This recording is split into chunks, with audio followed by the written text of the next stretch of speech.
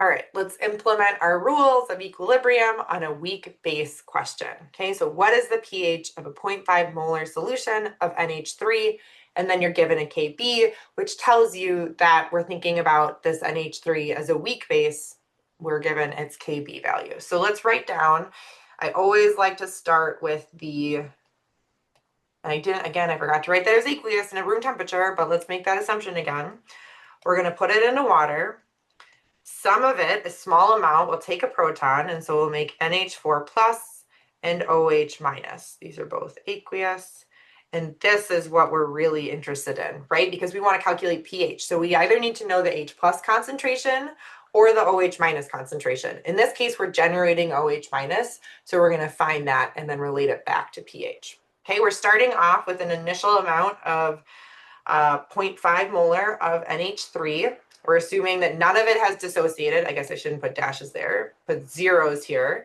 Okay, and then we're going to go through our change. So we'll lose some of that,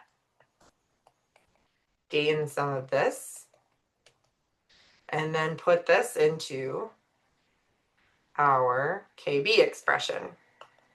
Okay, which we know has to equal 1.8 times 10 to the negative fifth. Okay, so we're going to have x squared over 0.5 minus x. And the way I've done this so far, I would have to do the quadratic formula. And I don't want to do that because who wants to do that? Especially when you can make an assumption.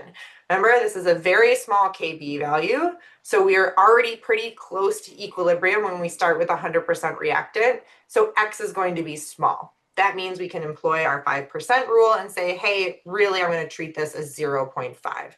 So let's write 0.5 there instead. So now we're going to solve for x.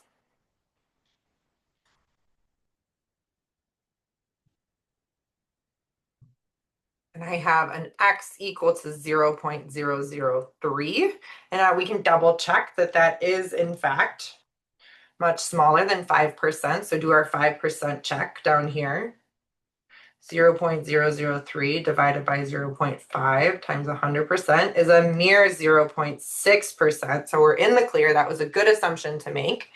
Okay, and we know that this is equal to the OH minus concentration, right? So I want to calculate pH from that. pH equals 14 minus the POH. And so we're going to plug that in, 14. POH is the negative log, so it's going to be a double negative, so plus the log of 0.003.